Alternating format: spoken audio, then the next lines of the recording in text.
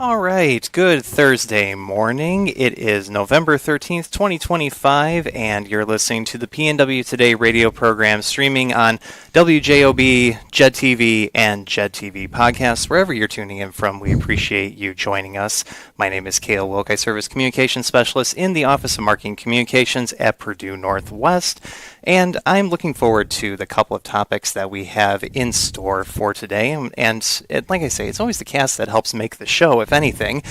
So to start us out, we're going to be talking about veteran services at PNW. And of course, just earlier this week, we celebrated and recognized Veterans Day. So of course, to our folks that are here in the studio and the PNW community and listeners that are around in our communities and around the nation, we thank you for your service during this weekend and on Veterans Day. So joining us, we have to my immediate right, we have Anthony Pelota, who is our Director of Veteran Services or Veteran Service Coordinator at PNW. Anthony, thank you so much for being here early this morning. It's great being here. We have Ben Bobbin, who is a business management major with a concentration in entrepreneurship and obviously a minor in marketing. Is that correct? Okay, we got all of those. Made sure that we had those straight before we started the show. Ben, thank you very much for being here this morning as well. Thank you. And then we have, last but not least, Daniel Campos, who is a mechanical engineering student at PNW. And thank you for being here as well today, Daniel. Thank you. All right, let me just go ahead and run down just a few notes about events that are coming up at the university, as well as some recent news. So if you are a member of the PNW community, that's you're a student, a faculty member, staff member, if you're a proud alum of the institution, or you're just a wonderful supporter of Purdue Northwest, one of the great things that we were excited to announce this week is that there is a special group recognition license plate that is going to be offered through the Indiana Bureau of Motor Vehicles that will be a Purdue Northwest branded license plate. And so beginning in 2026, if you would like to help support PNW students, it's another way that you'll be able to do so. So you can renew with PNW. So again, starting in 2026, when you're registering or renewing your Indiana license plate, if you're an Indiana resident, consider registering for a PNW Special Group Recognition license plate. It's about $40 extra to go ahead and register for the plate, but $25 of that directly goes to supporting PNW student scholarships. So if you want to learn more information, go to pnw.edu/license-plate. There are still a few tickets that are left for Neil deGrasse Tyson, who is going to be the finale for the 2020-25. I added some extra zeros and twos in there, my bad. Words are hard in the morning. The 2025 PNW Sinai Forum season. So if you wanted a chance to be able to catch adventures in science literacy with the famed astrophysicist himself, again, there's still a limited number of tickets that are available. That program is going to be on December 7th, starting at 4 p.m. It's going to be at the Stardust Event Center at Blue Chip Casino in Michigan City. Go to pnw.edu/Sinai-forum to go ahead and check out tickets. And of course, we always love to be able to shout out our friends in athletics. If you ever want to be able to see when you can have an opportunity to cheer on our athletics teams, go to pnwathletics.com to check out game schedules as well as tickets. Just like tonight, you can go ahead and support PNW men's ice hockey. The ACHA D1 team is going to be taking on University of Illinois at the Cube tonight at 7:30 p.m. Again, go to pnwathletics.com to find out all of your PNW athletics information. So if there's anybody that is just joining us and tuning in, we are starting our segment today talking about veteran services at PNW. And so joining us, we have a couple of our wonderful PNW students who are also service members, as well as our veteran services coordinator, also a veteran himself, of course. So I'm going to start this off teeing up Anthony Pelota to help give us a little bit of some context here. You help lead our Veteran Services Office at PNW, so give us a little bit of an overview about what you do to help serve students at the university. Well, one of the main things, especially the office does, is we work as like the main point of contact for student veterans, especially those who are coming in. We work with them on getting their degrees, understanding veteran benefits, because a lot of times when veterans are coming out of the service, there's a lot of confusion on what benefits should be used, what they're eligible for, and stuff like that. And then also just building a tight-knit community of veterans, because what a lot of people don't understand is when you're in the military, you lose contact with all those back home, and then when you get out, you lose contact with the brothers that you served with. So you're you feel alone. So the Vet Center provides that space where you can come together and talk with other vets and build another brotherhood. And we just work to make sure that that college is right for them if they want to stay in college, and then make sure that they have all the things they need to be successful in college, whether that's working with disability services or working with academic support for tutoring or anything along those lines, and then making sure they're using the benefits to the best of their ability and what their educational goal is. Absolutely. So, and just, thinking about with your trajectory to coming to Purdue Northwest, so you served and earned your degree then from Southern Illinois University and then transitioned to come work over here at PNW. So while you were going through your own experience, what helped inform what you wanted to be able to bring to this role at PNW and how you wanted to make a difference? Well, I mean, there was a couple things at SIU that I definitely took and wanted to do here. Like, for instance, coming up on Friday, we have our Veterans Mess Night. We used to call it the Vets Ball, but it was a little too formal, so we call it Mess Night now. But just maintaining traditions from the military, but dropping the formality is one of the main things that we do, and then building that community support to where veterans feel comfortable talking to each other. There's not a lot of if there's one place on campus where veterans can feel comfortable talking like they did in the military, it's the Vet Center. And it's a very lively atmosphere. A lot of our vets love coming to there. I'm sure. I mean, they'll talk about it plenty, but it's a great room. I mean, we have a snack bar, so that might bring some of them in. But we just maintaining the brotherhood and then dropping a lot of the formality. No uniform inspections, no gear layouts or anything like that. Just having fun and being brothers. Brothers and sisters. Absolutely. And just as a quick question, so if anyone is interested in being able to visit your office spaces, where are you located at PNW? So on the Hammond campus, we're in the Student Union Library on the 3rd floor. Nice and out of the way. We can talk how we want without anyone, without distracting people. SULB 335. And then at Westville, we are in DSAC 1002. That one's a freshly renovated area. It's very nice.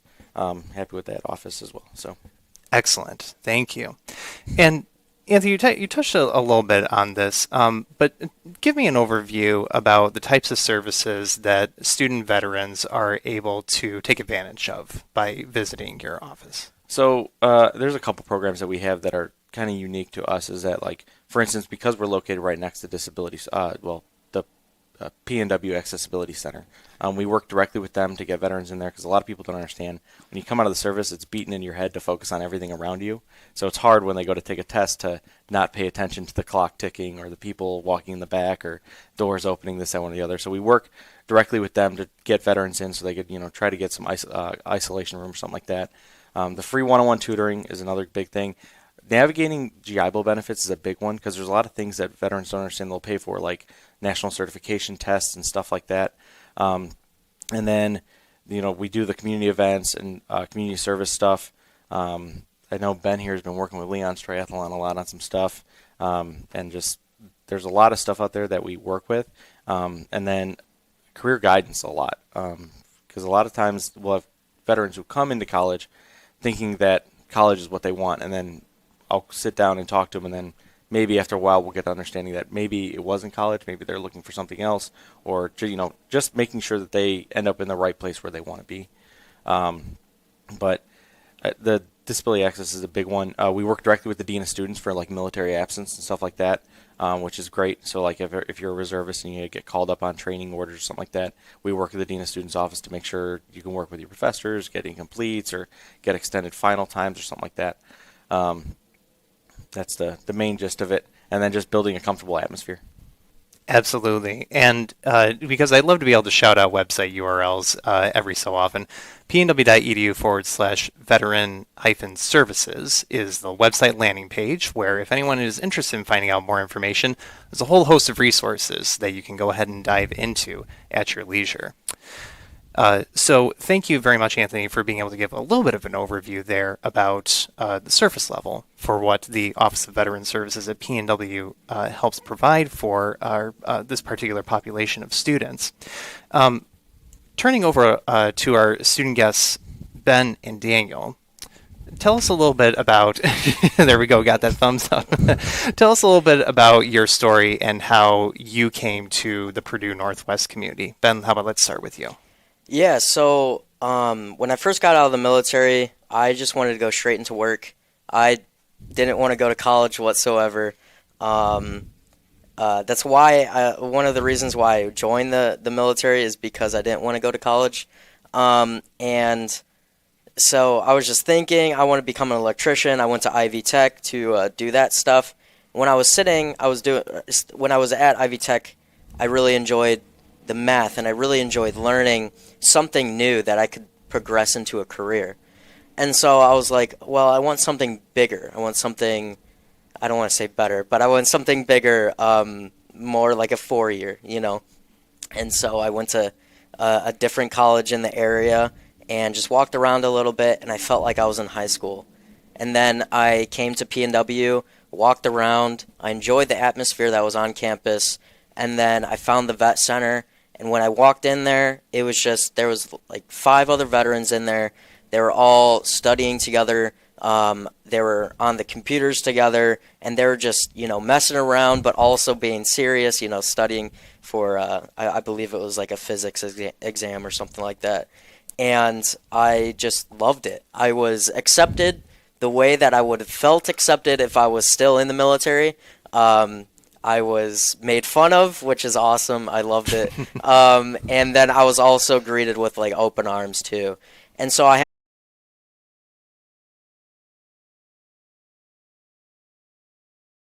Absolutely. And how did you come to decide to pursue your major with business management, concentration on entrepreneurship? Yeah, so when I was in high school, I really loved business, and I always had a yearning for owning my own business, and so going into like making that decision to become a business management entrepreneurial major, I actually originally was a marketing major, and I was like, well, I don't want to get a business management degree because I feel like this is so broad. You know, I'm not going to be able to find a job that's structured around just business management. And then I was also thinking, I was like, well, I don't want to also constrain myself to only marketing, right? Because now, say if I wanted to become a director of marketing, I need to have that that management, that leadership quality and capability, you know. And so I was like, well, I think that leadership is more important. So I went the business management entrepreneurial route, and then added the minor in marketing. Excellent. And exactly just based on the information that we shared, you know, you're kind of trying to become like a bit of a jack of all trades with all those different skills. A little bit, yeah. And so what are your goals then for what you want to do for owning a business? Yeah, so right now I'm actually trying to start one. We're working with PNW. I'm not going to go much detail into it right now, but yeah, I have a couple friends and I. We're trying to start a business right now, and it's fun. It's hard. It's difficult, but yeah. It's in the conceptual stage. All right. Yes. So we'll keep a lid on that one for now. So, Yeah. Daniel, how about for you? Tell us about your story for coming to Purdue Northwest. Sure thing. Well, I got out of active duty service, and I went in knowing that at one point I would like to go to college. So, got out. My dad actually is a police officer here at PNW, and when I told him I wanted to go, and I was still shopping around, no idea what to do benefits-wise or anything, he took me to Anthony's office and the vet center, and immediately walking in there as, you know, fresh, new, out of the military, civilian, it just felt really comfortable, really familiar. And just that feeling is not a feeling that is easily recreated, I'd say. Anthony helped me. I knew nothing about college, nothing about my benefits. So he walked me through everything, and it's been a great help there. Yeah, absolutely. And how did you come to decide on mechanical engineering as your area of study? Well, When I got out and I knew that I'd have benefits to basically get a paid-for degree, I knew I didn't want to do anything easy. I'm still not 100% sure on it, but it seems challenging enough. So I think I'm going to stick with it. Okay. All right. Hey, that's a pretty solid answer, though. We have a very rigorous school of engineering, so the challenge is there for sure. So as both of you have progressed in your academic careers, and thank you again for the great comments that you're able to share about the community and the sense of belonging that you've been able to find with the Office of Veteran Services. We were talking a little bit before we got on the air here, but I wanted to be able to open it up to say, what are some of those frequently asked questions or common challenges that might happen for student veterans that together, in the office or even just in one-on-one sessions that you're able to overcome or to solve together. So I'll open it up to anyone who'd like to answer that. Well, I think one of the initial problems that veterans face, especially when they're coming out, especially if they're going to college, is understanding the benefits, because they come from an atmosphere where anything, that sounds bad, but anything federal sounds difficult. So they come in and they think that applying for VA benefits or getting all that set up is completely difficult. I walk them through it, let them know that it's actually probably one of the easiest things you'll ever do with the federal government, but it's super simple. And then just laying it out for them, like, depending on where their educational goals are they trying to go for a master's? Are they trying to just do an undergrad and get out, or whatever they're trying to do? Figuring out what the best benefits are for that, because you can save some or use different benefits for this, that, one, or the other. If you're going to use voc rehab, understanding what voc rehab is. If they don't have a disability rating, I work with them to work on getting a disability rating set up. I think I've helped Ben with that, and which was one of the big ones, is getting that stuff set up. But yeah, that's about all I got. I'll let you guys. I think it's just understanding the benefits that we have. I don't think veterans realistically understand the amount of benefits that we have and how to utilize them the correct way, and that's what Anthony does amazingly. I think, like, when you get out, when I was in the Army, so we went through SFL TAP. And going through SFL TAP, you're told about all of your benefits, but you're thrown, like, a billion things at you. You know what I mean? And so you're like, you don't understand really what you have available to you, what the different routes you can take. Like, there's VRNE. You can use post 9/11. You can do VRNE for not only school, but for trade school too. And so there's just like coming into the vet center and talking with Anthony, or just talking with veterans that are already in that chapter of their life, just really helps you understand what benefits there are and how to utilize them and how they line up with what you want to do, what your goals are. And so I think that's what a really big, like, frequently asked question is like, what benefits do I have? So. Exactly. I think I'd have to basically agree with almost everything Ben said. We all kind of have a little bit of the same viewpoint.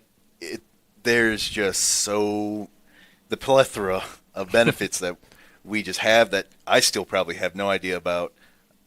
It's with Anthony as a guide and PNW kind of helping facilitate just the process. It's very seamless. For the general benefit, Chapter 31, the GI Bill, every month I get a text that says, "Are you enrolled? Yes or no?" Yeah, it's that simple. It's that simple. That's simple. Got it. Well, thank you very much for being able to share a little bit about that. And really the theme that I'm gathering here is that this educational journey is attainable. There's a little bit of some information gathering that does have to happen, but you have a support system that's going to be able to help you get there every single step of the way. Again, pnw.edu/veteran-services, or send an email to Anthony. He'll be able to answer the questions. We're just singing your praises here. So, because while we have a lot of fun on the PNW Today program, I know that our minutes are ticking down here. So one of the things I did want to make sure that we had an opportunity to talk about was the Collegiate Purple Star recognition that Purdue Northwest received back during the summer. So Anthony, tell us a little bit about that. So the Collegiate Purple Star is a new initiative from the state. Basically, people out there have probably heard of Military Friendly or Best for Vets, or any of these other surveys that are typically done by for-profit magazines or something along that line. The state wanted to develop their own basically military-friendly survey that was going to be administered by the state, and then they determined the best schools within the state around it. Luckily enough, the 3 major 4 years within the Purdue system, there was only 6 that got Tier 1. It was Purdue Fort Wayne, Purdue Northwest, and Purdue West Lafayette, and then there was a couple 3 Ivy Tech campuses that got it. Just a note, it's not a system-wide thing; it's per campus. So we won that merit just by what we have at here at PNW, which we strive to do the best. And I think once we got it, I actually said I was like, it's my goal within 5 years for us to get a special designation for it. Tier 1 basically means we are one of the best in the state for veteran services. And then what that really entails is they ask what student support services you have. If you have any specific financial things for veterans that you guys offer other than other schools, whether you have a vet center. We have one of the bigger vet centers, I'd say, in the state. We have the best in the state. We have the best in the state. So we also have 2. So yeah, exactly. But taking care of your vets, we have the virtual vet center too now, to where we don't only have on in-person vet centers, but we have an entire virtual one that's on our Brightspace where we disseminate information and let them know about everything going on, job opportunities, or any program that they might be interested in. Like I think we had and her name's Angelica, but we call her Angel. We had Angel on, and she was part of that women's fellowship. Mm-hmm. That was posted on the D2L course, or we have jobs in gaming forums that they do, stuff like that. So we have the formal one, and then we have an informal Discord server that the veterans love to be on. Honestly, it's just setting us apart from the state by all of what we offer, and the fact that PNW is actually putting an effort forward to help student veterans compared to other campuses who maybe don't think about veterans as much, but PNW puts a full focus on making sure that our veterans are taken care of. Absolutely. And again, exactly. I would just agree and echo with your sentiments. It's wonderful what your team and your office is doing to be able to help this particular population of the PNW student body to be able to help excel, thrive, and ultimately achieve their educational and career goals. And speaking of achieving education goals, I like to think to when commencement comes around, and there's typically as a part of the ceremony an opportunity to be able to recognize the veterans, not only of the candidates that are graduating, but also in the audience. And usually for our student veterans, they are recognized by gold stoles that have the emblems of the military branches as well. So tell us a little bit about that, what they can look forward to with commencement too. So out of our office, we actually offer 2 stoles in 1 quart. So there's the student veteran stole, which is a nice gold stole. It has the seals of the branches, and then it says veteran on it. That's a really nice one. And then the chancellor typically recognizes the veteran, asks them to stand. And then we also, for our veteran dependents, whether that be children or spouses, they get a red, white, and blue cord that they get to wear at graduation. And then another thing that we recognize is a lot of veterans, they're not traditional students. So typically when they're coming to PNW, they're married, have kids, something going on. So we also have student parent stoles. So because we understand that it's a big struggle to not only be a student but also be a parent at the same time. So we have student parent stoles for student parents out there that are graduating. And I think the veterans enjoy the recognition, especially just because they're not traditional. They deal with real. Not to say that traditional students don't deal with real world struggles, but a lot of student veterans are coming from the real world, and they have real world struggles, whether that be marriage, kids, or they've actually done their taxes before. They understand, and for the most part, when they file, they're an individual. So everything they're doing on their own, they're living on their own, they're doing whatever they're doing by themselves. They're not directly from high school. They've lived the real world, and they're also focusing on that struggle. Because I'm going on a spiel, but a lot of the big struggle is when veterans transition out of the military, like I said, they lose that brother and sisterhood, so they feel alone a lot, and people don't truly understand that struggle. So when they get to college, it's hard for them to stay in because it's hard for them to feel that acceptance or to feel like a part of that brotherhood. And a lot of times they'll fade. And they'll also, the great thing about veterans, though, is that they have great time management. They do sometimes get a little complacent, like in their senior, junior year. They'll start to get complacent because they'll get used to the schedule of college. Because when you come out of the military, you're like, I only have to go to class for like 3 hours in a day? Like, what? And I'm getting paid for this? And then, by their junior year, they're like, oh, I have one class today. Do I even go to campus? So trying to keep them on that and just making sure they get to graduation. So once they actually cross that stage, to make it something important to them and something that, in the military, we have shadow boxes for everything. So like just having a stole that they could, put in a shadow box or, show what they did. And then we also have the student veteran graduate coins. So when you're also a student veteran and you graduate, you get a challenge coin, which is like a military tradition thing. It says student veteran graduate, has the seals on it and everything. That's big importance too. It's funny, every time we put those on the table for like a resource fair, they're like, can I get one of those? And I'm like, you got to join the military and then come back here and graduate, and then you can get one of those.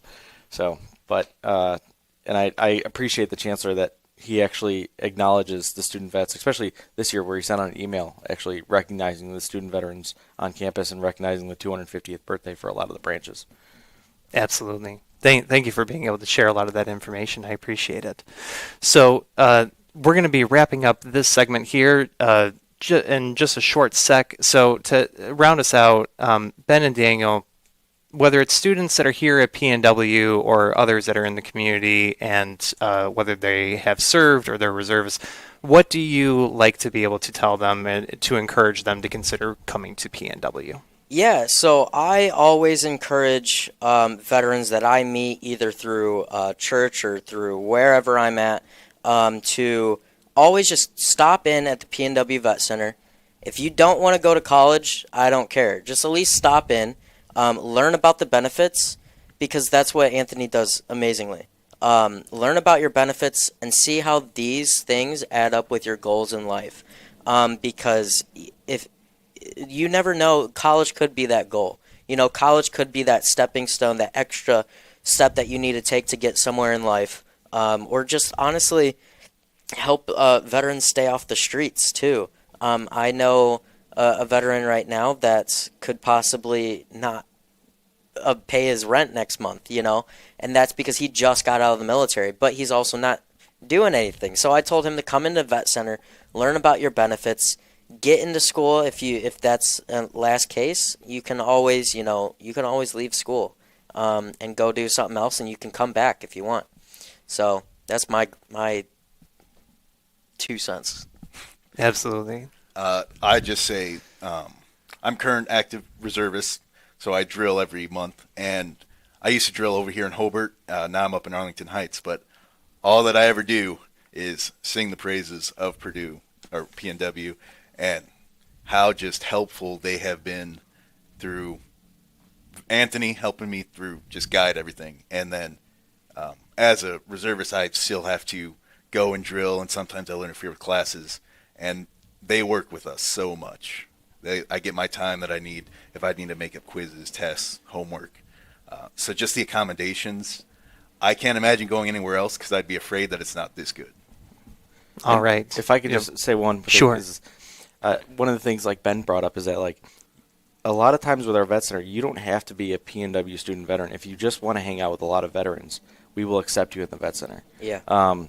We have plenty of younger vets. Because they feel like they don't fit in when they go to the American Legion, the VFW, which I understand.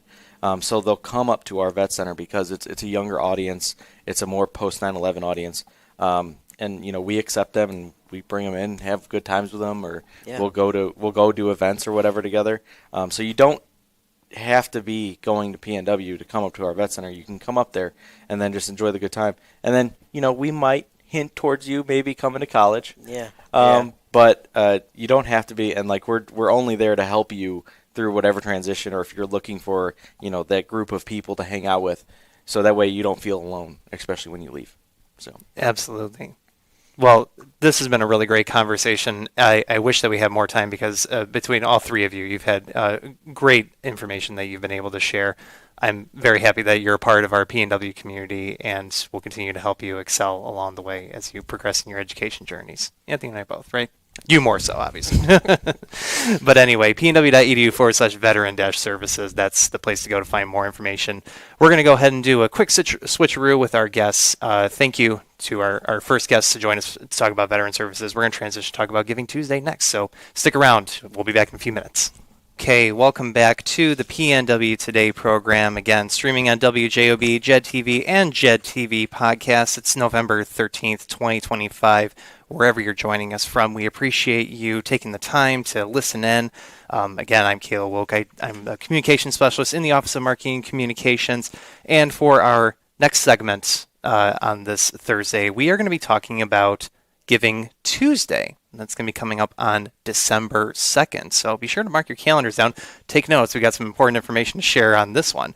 So joining to help share more information about this, we got Tracy McElry, who I like to finally say is my office neighbor in institutional advancement with donor and development operations. Tracy, thank you so much for being here this morning. Thank you for having me. We have Molly Bowler, who does a little bit of everything, right, as a lot of our students are. So you're a fourth-year psychology student, Student Government Association president, and president of the PNW Food Pantry Committee. Are there any other ones that we should make sure to highlight here? Obviously, Honors College, too. So. Yes, I am. Yeah, I'm also part of Honors College, which I'm very proud of. I'm trying to think if there's anything else. Oh, I'm also a food pantry assistant in the pantry, so I also work in there too. So I'm very hands-on on all sides of the pantry.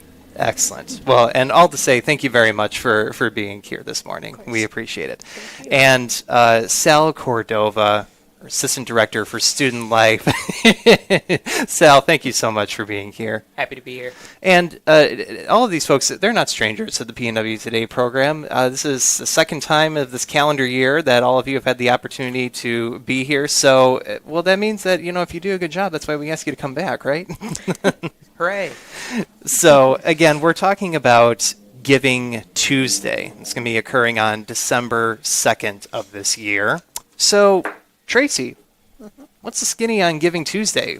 What do we have to prepare for and look forward to? The skinny. So Giving Tuesday, I think most people know what it is anymore. It's a global generosity movement. It started in 2012, and it's really grown alongside, I think, Black Friday, Cyber Monday, Giving Tuesday, with the idea of, after all that shopping, for everybody to just do an act of kindness, to do something good, and really just contribute toward building the world that we all want to live in.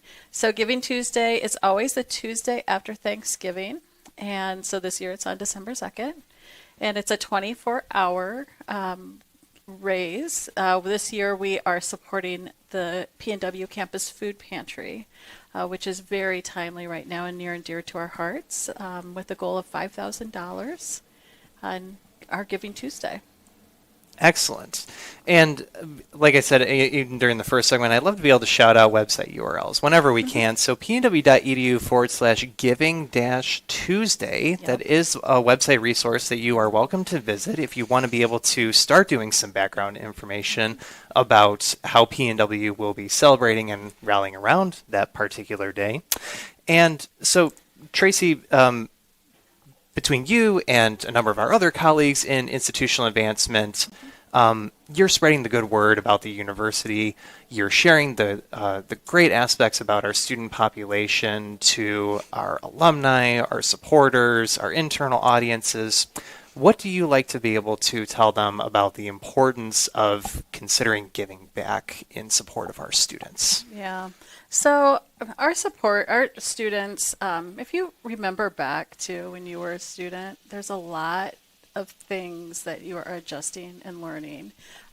You are trying to figure out your classes. You're also balancing some work with it. You're trying to pay for your tuition. You might be taking care of family. There's just so many things that you're learning all at once.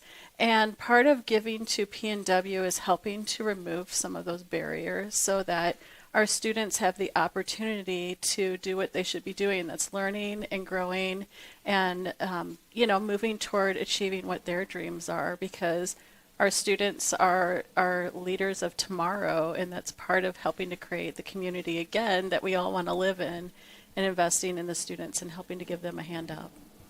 Absolutely. Thank you very much for being able to share a little bit about that background. So, again, to review, as you said, the PNW Food Pantry is one of the highlighted areas of support for Giving Tuesday that we're looking at. So, I'm going to turn over to our Food Pantry Committee president here for a sec. Molly, tell us about what the PNW Food Pantry helps provide for our students. So our PNW Food Pantry, we're on the third floor of SULB. It's right like near Honors College. And one of the things, we provide students with food once per month. So they can come in, they can get as much food as they need, and then they can go about their day. And we try our best to create like a very welcoming environment for them so that when they are in, they can get what they need and they can feel supported in whatever like they may be grabbing. Absolutely. And so tell us a little bit about that. So if there is a student who is feeling like they have a need and they want to be able to gather groceries, gather food for a meal, what does that process look like? We talked a little bit earlier this week that sometimes when you're working with the food pantry, you will be there to help welcome in students if they have any questions or they're curious to be able to learn more. So walk us through a little bit what that looks like. So a lot of times I'll hear like students chatting in the hallway and they'll be like, I don't know if I can go in there. I don't know what it is. There's just a lot of food in there. And I'm like, hey, come in here real quick, just for like a second. And basically they just have to scan a QR code and answer some questions, and then they can take whatever food they need based off of the list that we have. And then they grab their stuff and then they go on about their day. And I try to just talk to them, let them know, and kind of try and break down a little bit of the barrier or like fear that they may have. Mm-hmm. And as a leader with the food pantry committee, and obviously Sal also helps serve as a staff advisor for that, how does the food pantry operate with gathering groceries, helping distribute them, gathering funds together? Just give us a little bit of some context as well for that. Yeah, so we're very much donation-based pantry. We have like food boxes outside if people just want to donate food to us. We only accept non-perishables right now. We can't accept any fresh food, but we do fresh food giveaways like the one that we had earlier this week. And basically that's just a means of getting together with where we get the food, getting the food to campus, getting volunteers to help bag all the food up, stuff like that for like the fresh food giveaways. And then in the pantry day to day, we need just like people helping like date stuff, sorting things, just making sure everything kind of makes sense in there. Got it. And so, Molly and Sal, for both of you, since you're kind of like the boots on the ground here in seeing and helping this particular issue of food insecurity, tell us a little bit about why that's important to be able to address for college-age populations, because this is something that is impacting not just Purdue Northwest, but around our country. Right. So I think that just anywhere a food pantry on a college campus is going to help impact students' grades. Students that are well-fed are going to do better in school. It also impacts their mental health. Fed students are happy students, right? If you're hungry, you're probably not going to do so well on some upcoming exams or homework assignments. You're worried about where your next meal might be. And then financially, we're trying to help some of those students that maybe don't have that extra money for a lunch or a dinner. We can help supplement that with our pantry. So we have tons of non-perishable food items within our pantry: pasta, rice, cereal, that students can take on that give or take monthly basis, which is really, really helpful to PNW students. We want to make sure we're a part of that goal. We want students to graduate. We want students to have a career after their time at PNW, and that's where we see ourselves in that process, just keeping students fed, happy, able to focus on what they're really here for, and that's that primary education piece. Absolutely. And so, this circles back around to some of the great comments that Tracy had to start, where at Purdue Northwest, we're focused on supporting the student experience in multiple ways. Certainly, of course, there's that academic component, but we understand that there's a lot of needs that students have. And when we have these opportunities like Giving Tuesday, Day of Giving coming up in the spring, and really any time of the year that we want to be able to support students, we want to be able to meet them where they are and see what are the different challenges that are impacting their experience and be able to help provide a solution as best as we can. And so that's where the food pantry is going to be one of those great ways that you can help do that for our students coming up on Giving Tuesday. So shifting gears a little bit here, looking ahead to December 2nd, what all does one have to do to be able to support our students? Tracy, I'll let you take it away. It's very easy. Simply go to our website, pnw.edu. You can go to our website on Giving Tuesday, and there will be banners there for you to be able to easily click. Or you can go to pnw.edu/giving-tuesday, and that'll take you to a page where you can make a gift. $25 does feed a student for a week. To give you some perspective, and our goal this year for Giving Tuesday is $5,000, and that is to help us to keep up with the need and the demand of the students. We serve about 150 students a month, so it is, and that continues to grow, so that it is important.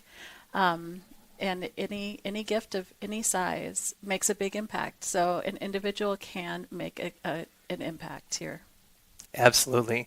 And thank you for being able to provide a little bit about that information. And I, of course, wanted to be able to tee it up as well for our food pantry committee supporters that, yes, there is a regular interval of students that do take advantage of the food pantry that do have that need. And really exactly to your point that gift is able to be stretched out in several ways that can help our student population. So just for example, Tracy, like you noted that, like that $25 that can go for like a week, for example. As the committee is deciding on, the budget needs and how you want to be able to spread out, if you take like $20 or $25, what does that look like for the types of goods that you're able to acquire, for example? So, I was looking into this last night for what we could get for different things. And basically on our take sheet, we have a lot of like basics of like pasta, sauce, peanut butter jelly, rice, cereal, all that stuff. We could get almost our entire list of items for about $10. So that like helps out greatly. So then if you do the 25, you're feeding 2.5 students a month. So like that could also really like work out. And that's Absolutely. a really good thing to do. Mm-hmm. Yeah. Just thinking about costs of like rice. 1 cup of rice is a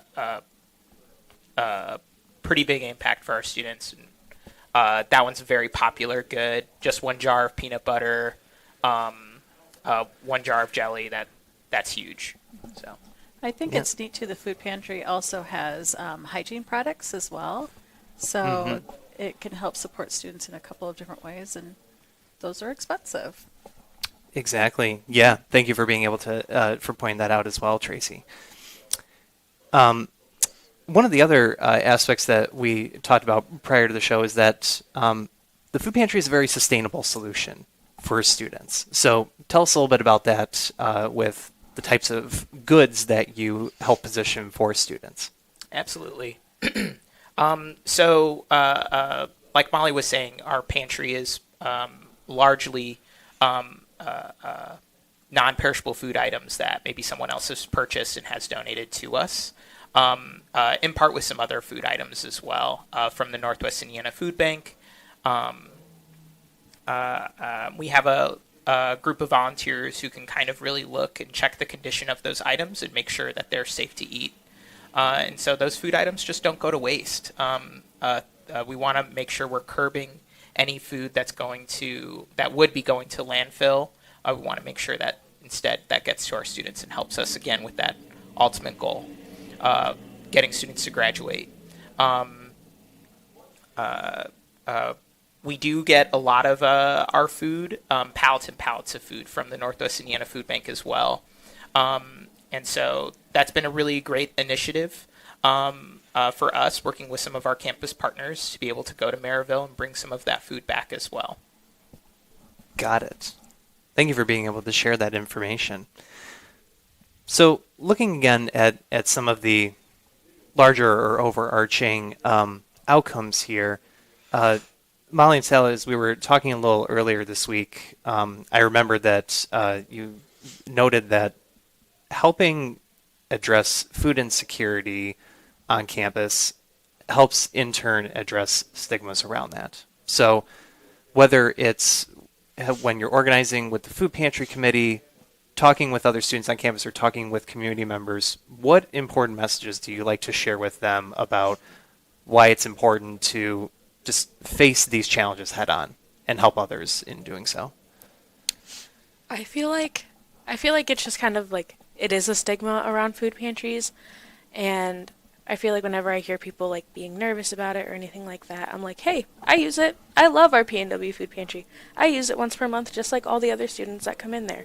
Like, there is nothing, I feel like people think that they don't like deserve it or enough, or they think that they can still make it work without it. And it's like, sure, you might still be able to make it work without it, but you shouldn't be struggling that hard just to use a resource that's free for all PNW students to use. Like, it is an important thing, and you should be utilizing it. We should have more than the 150 students that we get per month. Like, we should be able to be serving more students on this because we know that the need is there. Yeah. Sal, how about for you? What do you like to be able to tell students and educate them on? Yeah, really echoing that message. I mean, everybody's got to eat, right? And there's free food on campus in the pantry. Yeah, you do have to take it home and kind of cook it yourself. It's not like there's free pizza in CLO, the first floor, but that's huge. That's several meals that you didn't have to pay for. Your community is there for you in this aspect, and we want to make sure we're getting you what you need. Absolutely. I Go ahead. actually think Sal touched on something really important, is the idea of community, because not only are we getting food, to satiate, because that is an essential need of your day-to-day life, but just the feeling that you're not alone and that you have support and somebody believes in you, that can go a long ways in helping, again, a student to keep moving forward. So I think that community is really important, is kind of a key part of what our pantry is helping to provide as well. Exactly. Yes. And I will say it till I'm blue in the face. That community feeling is what you are going to have at Purdue Northwest. Whatever background that you come from, we are going to be committed to meeting you where you are and helping you overcome the challenges that you may be experiencing in whatever capacity that we can. Absolutely. Yep. So while we have a few more minutes before we close out for this segment, how about let's just go ahead and go down the line here, and tell us a little bit about what is it that's centrally important to you and what motivates you to be able to give in support of PNW students. You can think back on, in your capacity here with the current roles that you have, or even like Sal from, back when you were a student as well and a student athlete. What is it that drives you to want to give back to our students and encourage others to do so? Absolutely. Start with you. So I think thinking back to when I was a student, this is a resource I definitely would have been more than happy to use. I think about it all the time, about how much of a game changer the food pantry would have been for me back when I was living in housing. And so when we have a food pantry meeting, or when we're doing an event for the food pantry, or planning a food drive, that's what's in my head, is that this is a game changer. This is a really awesome resource that we get to be a part of and provide to PNW students. I think one of the coolest things about the pantry is that there's just so much PNW community support. There's so many faculty and staff, administration, and other students that are more than happy to help other people in their community and give to the pantry in several ways. And so being a part of that ultimate mission to feeding PNW students, making sure students graduate, there's no place I'd rather be. Very well said. Molly, how about for you? Yeah, I agree. It really is interesting to see like all of the community around it, and like all the time I'll be like in the pantry doing stuff, and like a staff member will just be like, "Here, I have bags of things," and just drop it. And that's like amazing to see how willing they're all like able to just like support when they can. And also like, yeah, I just love being a part of the food pantry and being able to see it grow from when I first started just like 3 years ago to now, and like where we're at. And like we have people like working in there, and we're getting more students, and we're able to help more people. And it's just amazing to be able to like help them and get students fed, because that's just such a basic, like, you need to eat food, and being able to help with that is amazing. Mm-hmm. I am aware that 44% of our students are at PNW right now with the help of a Pell Grant, which just helps to illustrate that there's a lot of our students that are walking onto campus every day with a lot of things that they're trying to overcome to be able to be there. And so I'm really passionate about doing anything we can to help students overcome that, because higher education is just such a gift to have that time to be able to learn and to grow and to be able to give you choice in what you want your life to look like moving forward. It's something that nobody can ever take away from you, that you will have forever. And that to be able to have that experience, I feel that everybody should be able to have that experience. So I'm super passionate about giving that opportunity to anybody who is looking for that, wants that path. That's what really motivates me.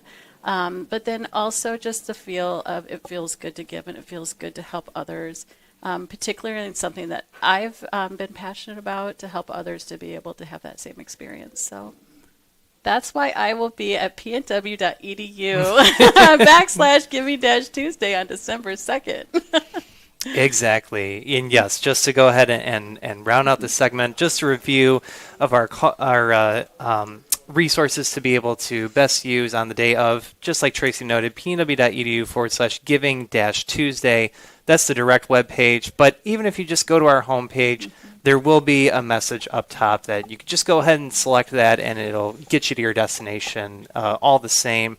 And like we were emphasizing, or even just to borrow Leslie Plezak, our Sinai Forum Director's words, no gift is too small, but no gift is also too large.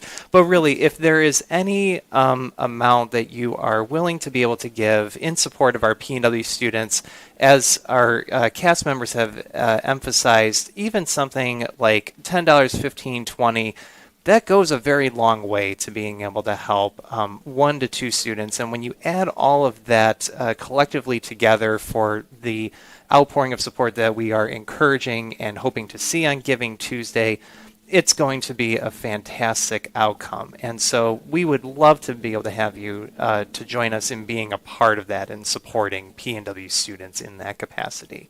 So with that, that's going to close out our November 13th PNW Today program. Again, a big thank you to Tracy, Molly, and Sal for coming to talk about all things Giving Tuesday and the PNW Food Pantry. Again, and please feel free to visit our website if you want to learn more about the Food Pantry. Again, it's a really great and important resource that helps our students who are facing food insecurity at Purdue Northwest. So with that, thank you very much for joining us. We'll look forward to seeing you for the next PNW Today program in early December. Until then, take care and have a great holidays for Thanksgiving coming up.